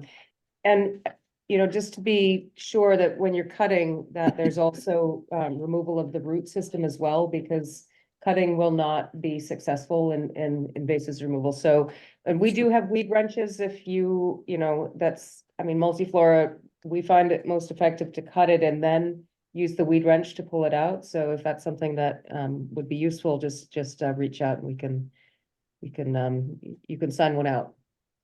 We have all Great. sizes. I didn't know that. Thank you. Yeah. Thanks for the update, Chris. Yeah. Appreciate that. All right. And Heather, what's the term of the extension you're looking for? So from what with the input I've received from the Concord Run Gun Club, the hope is to try to do the road and the bridge work next summer. So as long as, that is able to be complete, I think just another year should be sufficient at this point. Okay. All right. That's what we'll shoot for. You all set, Heather, with the overview? Sorry. I'm sorry. Are you all set? Are you done with the overview of the project? Yes, I am. Okay. Okay, thank you. Any comments from the commissioners on this? No, looks like a good project to finish up. Happy to Yeah, give a one yeah. extension. Good progress. Yep. All right, any public comment? Not seeing any? All right. So if we could get a motion, Gary, for a 1-year extension? I move that we issue a 1-year extension for DEP file 1371485 at 74 Strawberry Hill Road. Second. Thank you, Nick. And the vote, Gary? Aye. Nick? Aye. Sarah? Aye. And I am an aye as well. Thank you, Heather and Chris. Good luck with wrapping up the project. Great. Thank Thank you. you all. All right. Take care. Have a Take good. care. Thanks. All right. So I think with that, we're moving on to the last agenda item, which is the Warner's Pond Task Force, if you will. And just to kind of tee it up a little bit, I think we have our third version of the charge on the website. We've made some adjustments as we've taken public comment over the last about month and a half or so. And I think we've got a couple of, at least in terms of, I believe we're fairly comfortable with the text, if you will. And I think we've made some changes to the membership a little bit, both in terms of the set 11 as well as some ex officio from the last meeting. So certainly want to see what the commissioners think about that. And I think just to note, we were also thinking that with the change of the indigenous group to ex officio, we were holding perhaps a Concord Land Conservation Trust representative. Mhm. My understanding, Delia, though, is you've talked to the Conservation Trust. Mhm. They want to discuss it at their next board meeting, I believe, which is early January. Mhm. And we should be hearing back from them if they would like to participate. Right. On this task force, if you will. Mhm. 7th or 8th of January, thereabouts. Yep. Okay. And then the other question that I had was, looking at the historical commission member. I guess my question just for the commission itself and others is that the right person? Because my understanding is, Delia, on the ex officio side, right? You've Mhm. got Ann Clifford, who's the senior planner in town, Yep. who I understand has a wealth of historical information about the town, and Right. she's willing to participate as required. Right. And so, question, maybe that might become, I know we've gotten some public comment regarding the West Concord Advisory Committee to be on the commission too. And so that might be a potential substitution as well. Mhm. So just throwing those couple of things out there for discussion purposes. So, Did you mean that Anne would represent the historical commission, or she'll no, just be bringing her expertise? yes, as an ex Yeah. officio expertise. Thank you, Sarah, for that clarification. Yeah. And so maybe there might be some movement on historic commission. Maybe that's, a West Concord advisory perhaps. And then we'll see where Concord Land Trust comes out in their early January meeting. So just a couple of moving pieces here, if you will. So any thoughts from Gary, Nick, Sarah on that? Not me, no. Yeah, I mean, I'm happy to pontificate. I guess, Please. My interest in the historical commission is we've heard a lot from folks in West Concord talking a lot about the history of the site. So, there's the history of the Warner Pail factory, there's the history of the, historical uses of Warner's Pond. So I want to make sure that we have the historical interests represented. Whether that's through the historical commission or through the planner, my view is that the planner is to be representing the planning interests. If she is I don't know that we've identified individuals for any of these roles. When I look at a charge, I just want to make sure all the interests are represented in the charge. And so I don't know who the planner is going to be. I don't know that we know that for certain, but I do want to make No, sure we that do. historical Ann. interests. What's that? I'm sorry, it would be Ann Clifford, and she is the liaison with the Historical Commission, with HDC, and her background is in historical preservation. That's great. As I'm saying, when reflecting on the charge, my interest is that the charge is going to reflect that the historical interests are represented. So that is my interest there. The other comment that I would have, just in terms of pontificating for everybody to think about, is, the West Concord Advisory Committee. I'm a big supporter of the West Concord Advisory Committee. I was on the West Concord Task Force. I was the inaugural chair of the West Concord Advisory Committee, served 2 terms on the West Concord Advisory Committee. I think I wrote the charge for the West Concord Advisory Committee. So I'm very well aware that it was established beyond the purview of the planning board, which has a very specific interest and function for the town of Concord, the planning department, the planning board, as well as planning staff.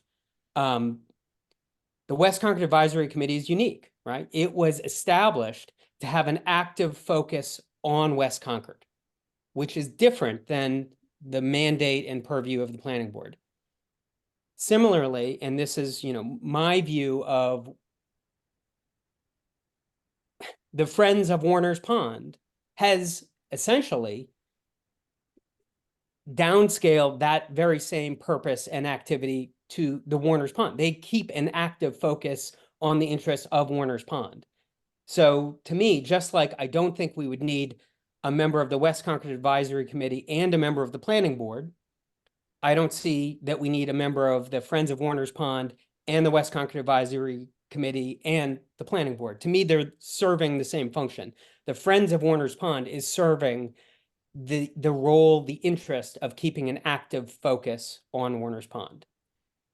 As long as we have the interests of all of these different constituencies represented, I'm very happy to play around with the charge however members would like. But I really think it's important that we have somebody who's representing Warner's Pond. I think it's really important that we have somebody who's representing historical interests. I think it's really important that we have somebody representing recreational interests and so on. So Sure. I'm very happy with the composition we have now, but I guess we'll wait and see what the the land trust Correct. says. I think having a land trust representative also, there have been a lot of concerns raised about what is going to be the fate of the land afterward. So I think having somebody from the land trust who's looking at land ownership interests of conservation land also could be valuable. But anyway, those are my thoughts. Just pontification, and happy to hear Appreciate what it. Nick and Yeah. Sarah. Nick, Sarah, any perspective on from your end? No, I don't think so. Okay. Sarah, anything on your end? Yeah, would you mind just putting up the list again, please?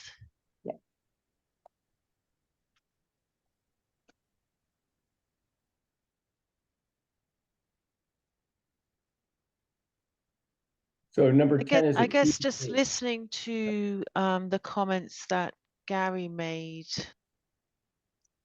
Could you please scroll a bit so I can see down below where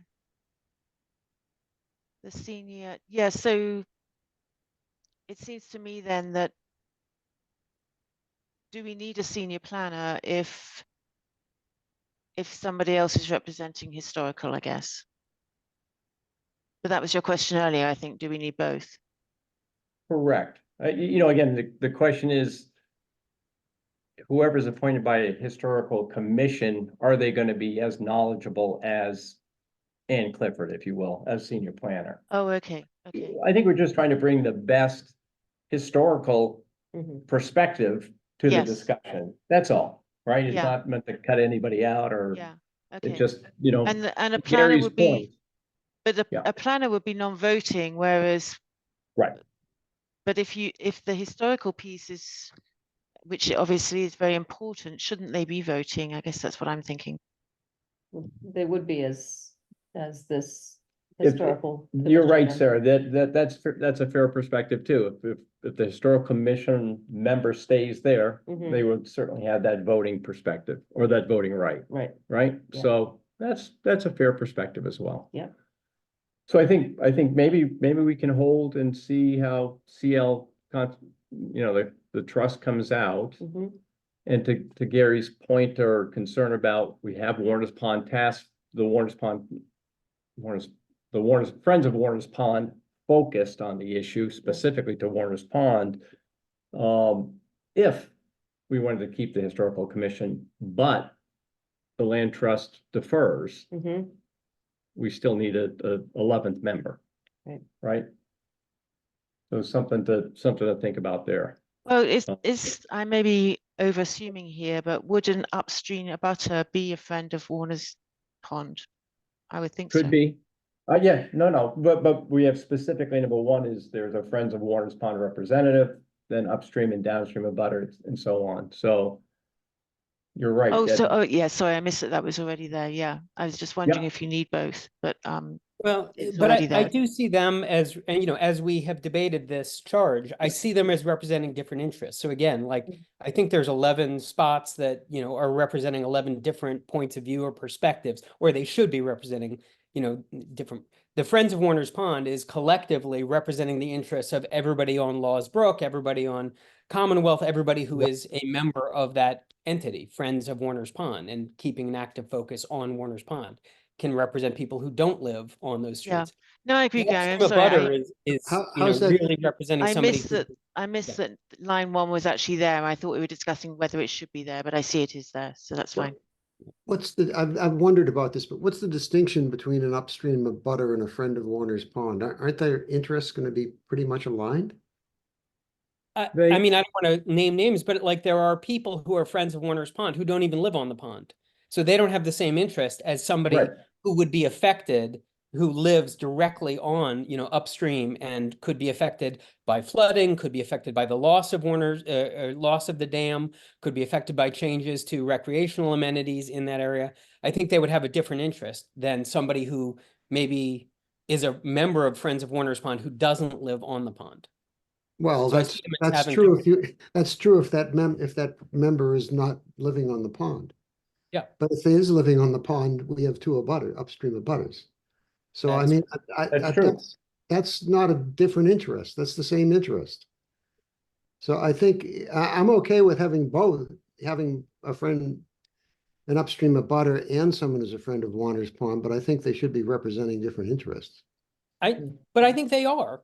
I mean, I see that if they're neighbors Right. next to each other as an extreme don't know yet, example. right? But tell me that's how right. they're We don't know, I'm just saying like in designing the charge, I can see the members of Friends of Warner's Pond having an interest in a broader set of issues versus an upstream abutter who may share some of those interests, but may have their own unique interests as being on the pond. Or but you're talking about a collective interest on the one hand versus an individual interest on the other. Correct. And I don't know how you find the person who's going to be the collective interest. I just want. We'll see the letters they submit. Huh? They'll submit letters and they'll. Okay, well, I mean, if that's part of the represent- selection criteria, I'm okay with it. But, if we wind up with two people who happen to be both have property abutting the pond, I'm not going to be too happy with them.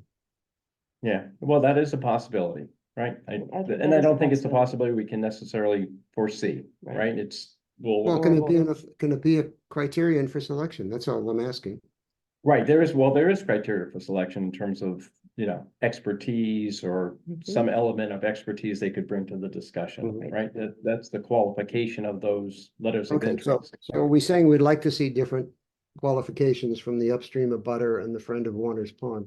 That's the question I'm putting on the table. Yeah, No, I think the way to handle Nick's request is, look at the language. We list these 11 people. Do we say why we've selected these 11 people, or we just say the task force should be composed of? Should we say something like, the 11 individuals that are representing the following interests or something, so that that's implicit in the selection criteria? Yeah, well, we can pull that up and take a look at I think it's in the last paragraph or second to last paragraph. Yeah, yeah. In terms But of is that what you're getting at? With representation as follows. Yeah. And then.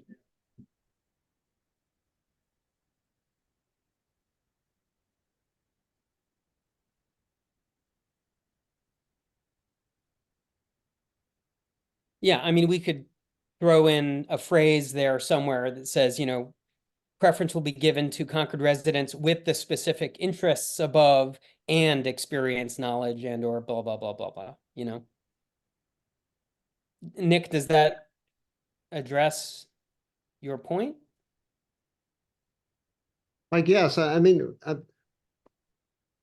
it's going to feel kind of loaded in one way if we wind up with two people who are both have property abutting the pond, to me. I see what you're saying. I just, it's going to look like Yeah. But I think based on the letters of intent that are submitted, we can.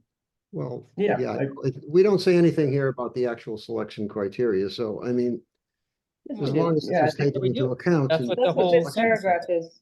Yeah, I mean, I think we can lean on this paragraph in terms of the backgrounds of the people that submit volunteer cards and. Right. And do our best to, assemble a board that's got that Well, diversity. and to assemble a board where, we try to avoid people having identical interests, right? Sure. Yeah, That's what- you that's don't what need I'm talking about. replication No, necessarily. that's right. Yeah, Okay. that's a fair statement. Yeah. It's a good point. All right, and do we want to, any further discussion on these points from the commission's point of view? Because I just want to talk about a little bit of timing as well. There are 3 raised hands. Okay. Let me know when you want to. Do we want to talk a little bit about timing, just to get Yes. that out, and then people Yep. can, Yep, the comments can be, hopefully catch everything. sounds good. So then I think I think the thought was before the January 17th meeting, I think Karen might have sent this around to the commissioners, if we have a meeting on the 10th. So we will not be voting on the charge tonight. Discussion only and comment only. And the thought was, after we learned, we could hold a special NRC meeting on the 10th of January. Mhm. So that at that point, that would be the goal, to vote the final charge. We'll know from the Concord Land Conservation Trust of their interest in participating. And then we can make any final adjustments at that meeting and hopefully vote the charge then. Because we would certainly like to seat the task force by the 17th, I think is the goal. Mhm. Is that the idea for the first meeting, Delia? Yes, so to have anybody who's submitting a volunteer card for the task force to have that in by The 12th? Friday the 12th Okay, At and today noon. at noon. at noon, January 12th. Yeah. For letters of interest in the volunteer card. Yep. Okay. So that's the timing we're discussing as well at that point. So that's the framework of that. All right, Sounds good. all right. All right, so public comment. Tracy Dunn had her hand up first. Okay, Tracy? Hi, everybody. Tracy Dunn, 26 Lawsbrook Road. I first want to just thank you guys for doing so many revisions and taking into account the feedback that's been provided. But I think, Gary's point about the West Concord Advisory Committee and Friends of Warner's Pond being redundant is one that strikes me as not true. I think the Friends of Warner's Pond has been very focused on Warner's Pond, but the hope is that the West Concord Advisory Committee has the larger perspective of all the changes that are upcoming for West Concord and how Warner's Pond fits into larger issues that we're all facing in this community. So I'm not sure Friends of Warner's Pond has been able to follow all of that as much as the West Concord Advisory Committee. Okay. Appreciate that comment. Thank you, Tracy. Thank you. Anna? Hi, Anna Feldwig, 343 Commonwealth Avenue. I Good wondered evening. about upstream of Butter, being somebody from the prison. Just because they own land along there, they have a long history with the pond. We have no idea what they think of any of this. I don't think anyone has talked to them at any point. And we also had ideas in the past about putting some of the dredgings from the bottom of the pond on prison land. So I wonder if it would be useful to have them.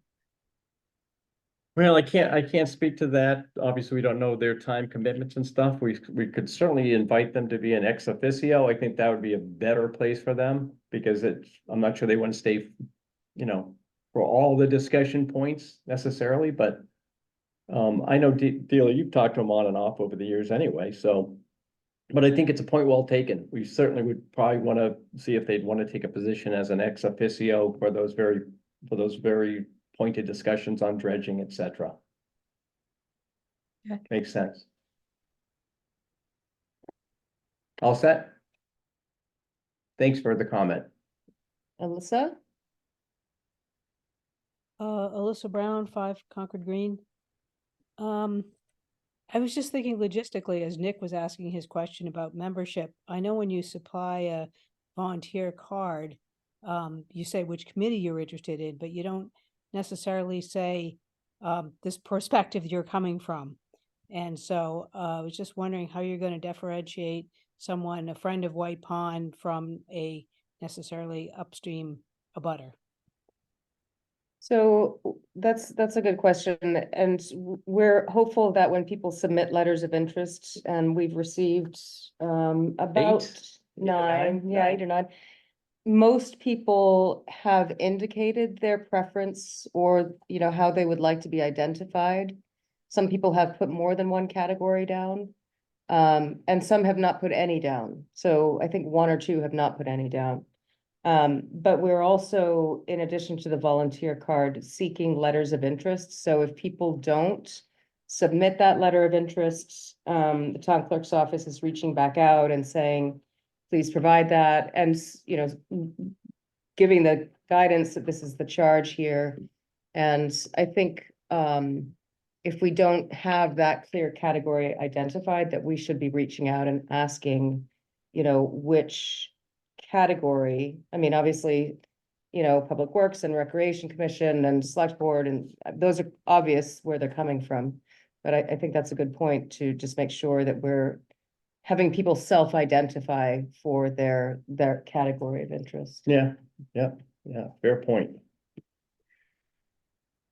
All right. Yeah, thank you. That's fine. Thank you, Alyssa. Michael?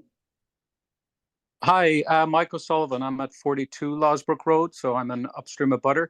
I just wanted to react to the conversation about the difference between upstream abutters and friends of Warner Pond. I agree with Gary on this. I think there are a great deal of different interests, and just because both may or may not be in favor of keeping the dam, I don't think you can narrow down to one group like Friends of Warner Pond and consider that you've taken care of the interests of all of the upstream abutters. So I'd strongly advocate for both. Thank you. Thank you, Michael. Any other comments? I don't see any other comments, and there's no other hands raised. Okay. Commission good for the evening? Yep. Okay. All right. I think with that, we will, Gary? No, I'm good. Oh, okay. I thought I heard you. All right. So, Please. we will reconvene on January 10th Yes. to solely discuss Warner's and finalize the Warner's Pond Task Task Force. That is correct. Okay, and if anybody on the call is interested in submitting a green card or a volunteer card, please, that's on the town website. Just be sure that you also do submit a letter of interest with your category identified. All right. Julia, will thank you send out some email or notification from what we hear back from the Concord Land Trust before the? Yes. Oh, yeah. So yes, they meet on the 8th, and so I'll send something out on the 9th.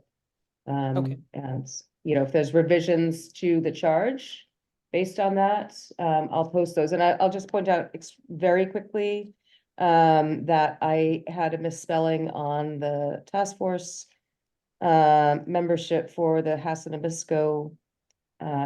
So I've corrected that spelling error, and that's the only change between what you have seen and this version. So I don't. So once you hear from the Concord Land Trust, Yes.